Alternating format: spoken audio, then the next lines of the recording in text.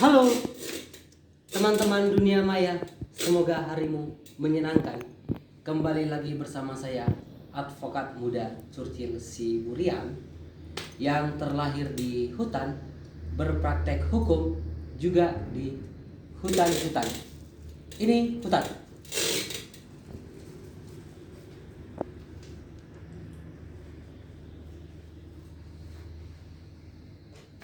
Ya,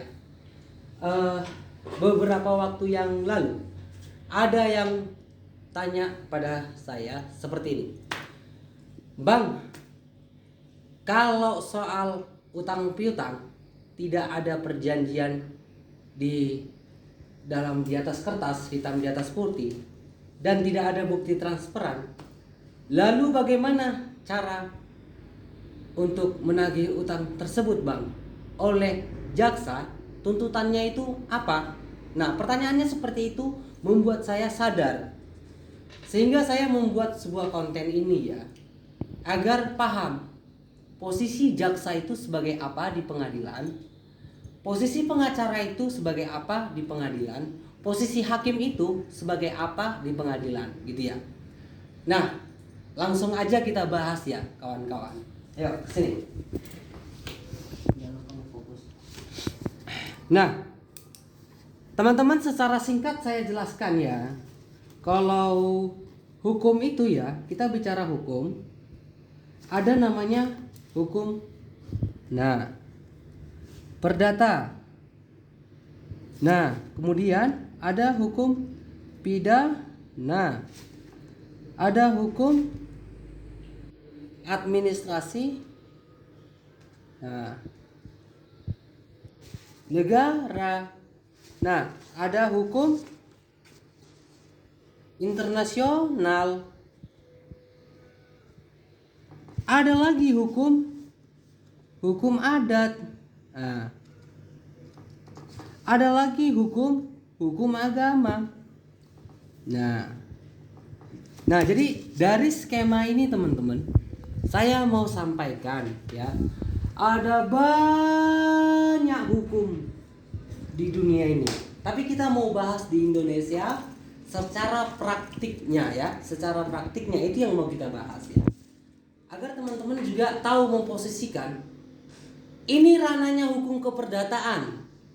Kalau persoalannya seperti ini, maka ini ranahnya ke pidana. Kalau persoalan seperti ini ranahnya ke administrasi. Oke? Secara singkat saya jelaskan seperti ini. Kalau kita bicara ke perdataan, ini maka apa yang terjadi? Nah, ini adalah hubungan. Nah, hubungannya ini seseorang dengan orang lain. Nah, atau seseorang dengan badan hukum. Nah,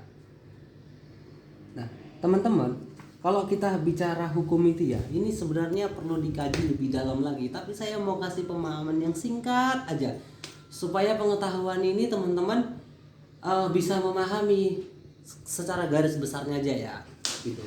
Jadi kalau subjek hukum itu kan, ini kita harus tahu dulu ya, subjek hukum itu kan ada dua ya. Yang satu orang, yang kedua badan hukum. Nah, jadi ini maksudnya ini yang dapat dihukum. Nah, seperti dia, seseorang yang dapat mempertanggungjawabkan hukuman, gitu kan, seseorang atau badan hukum. Badan hukum itu bentuknya apa? Ada CV, ada PT, kan gitu ya. Itu badan hukum, gitu. Oke, teman-teman, itu secara garis besarnya. Nah, oke. Jadi kalau hubungan perdata ini hanya hubungan seseorang dengan orang lain. Nah, kalau hukum pidana ini hukum yang mengatur tentang ketertiban. Nah, seseorang sama seseorang ini dengan subjek hukum, gitu ya. Subjek hukum apa tadi? Orang atau badan hukum, gitu ya. Nah, kalau yang ini mengatur tentang ya negara. negara versus ini subjek hukum. Subjek hukum. Nah kalau yang kita bahas ke sini ya, ini negara versus negara gitu ya. Nah, kalau hukum adat kan ini orang-orang yang tunduk pada adat tersebut. Hukum agama kan hukum yang tunduk pada keyakinan agamanya masing-masing gitu ya. Nah, oke, kita yang mau kaji itu tadi pertanyaannya, kalau tidak ada bukti perjanjian utang itu gimana nuntutnya oleh jaksa. Nah, gini teman-teman, kalau utang piutang itu kan hubungannya seseorang dengan orang lain. Nah, kalau di sini pihak berperkara,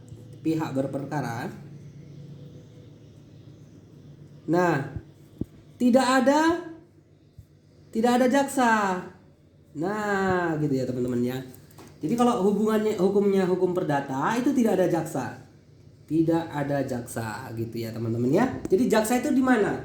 Jaksa itu adanya di sini, di pidana.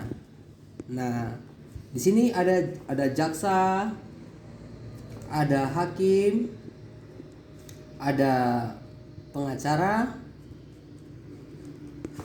ada tersangka. Nah, gini ya teman-teman ya. Nah, kalau di sini ada penggugat melawan tergugat. Nah, pihak-pihaknya ya. Ini pihak yang berperkara itu, penggugat tergugat. Nah, kalau di sini diwakili oleh negara, dalam hal ini negara yang maju adalah jaksa, polisi, nah gitu. Hakim. Nah, kalau di pidana itu urusannya ke situ. Nah, saya akan buat video detailnya nanti, perkara ini perkara perdata, ini perkara pidana, ini perkara administrasi negara. Nah, contoh seperti yang udah saya lalui ya. Nah, kalau saya berurusan ke Polsek, Polres, paling besar itu urusannya tentang pidana. Nah, tapi ada nanti kaitannya, dimulai dari peristiwa keperdataan, lahirnya dari keperdataan, tetapi ini kasusnya kepidanaan gitu. Ada untuk kasus-kasus seperti itu. Nah, yang mau saya sampaikan di sini ini kabar gembira sebenarnya.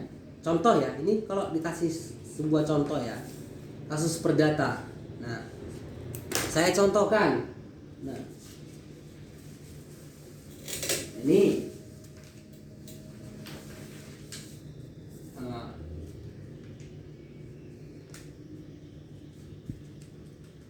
nah ini kan, nih sini.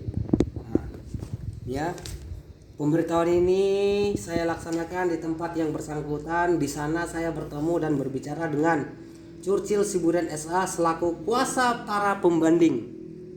Nah, para pembanding. Sebelumnya ini saya jelaskan dulu ya. Nah, jadi ada sebuah kasus ya, kasus ladang. Ini hubungannya ini ya, keperdataan ya, perdata ya, perdata. Nah, kasusnya ladang.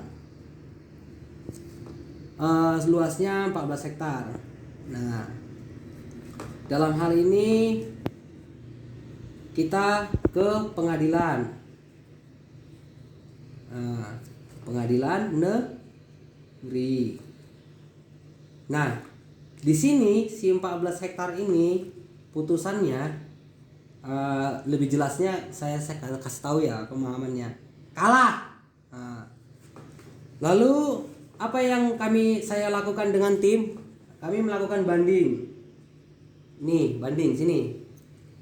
Banding. Nah, dari pengadilan negeri kami banding. Bandingnya kemana? Ke pengadilan tinggi. Nah, di sini berperkara. Nah, kami di sini menang. Nah, oke, singkatnya cerita, ini saya mewakili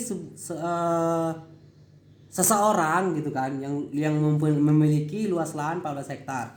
Nah, ini perkara pertama saya menangani setelah saya disumpah advokat perkara pertama saya alami di profesi saya ya, yang saya pengalaman terapalah yang gimana bilangnya ya,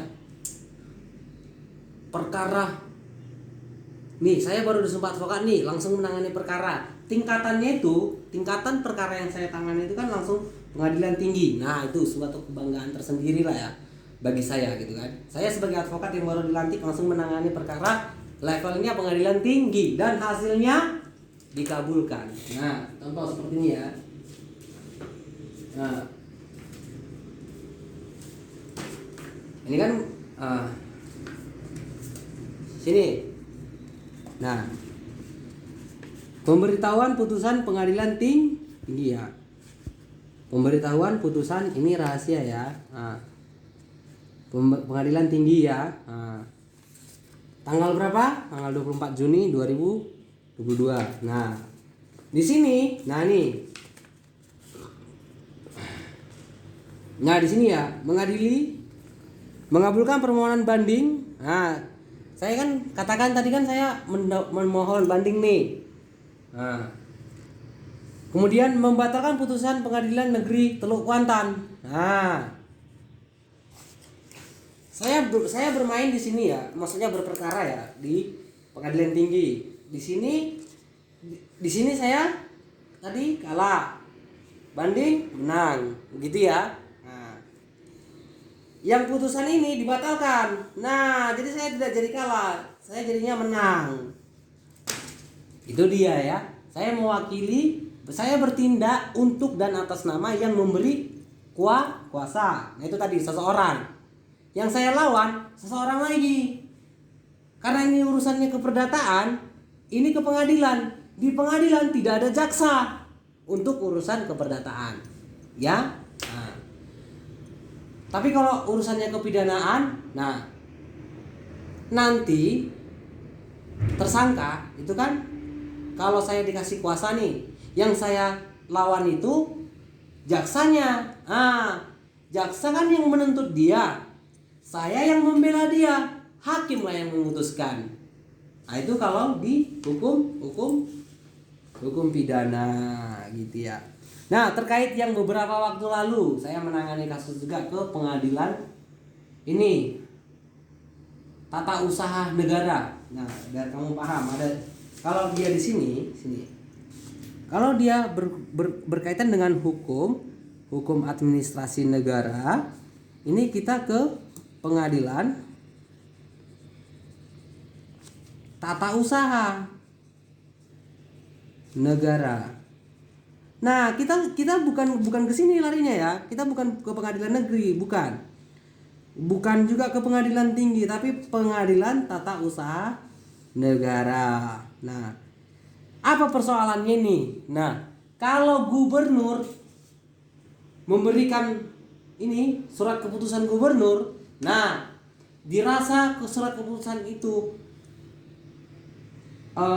menghilangkan keadilan akibat dari putusan itu, putusan gubernur itu kita gugat. Nah, gitu loh. Atau kepala sekolah membuat ini suatu keputusan, atau dekan fakultas memutuskan memberhentikan mahasiswa atas nama Irwanto, contoh seperti itu ya. Kita gugat putusan itu kalau nggak terima kan gitu.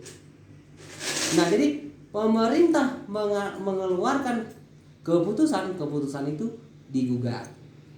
Ya. Itu kalau ke tata usaha negara.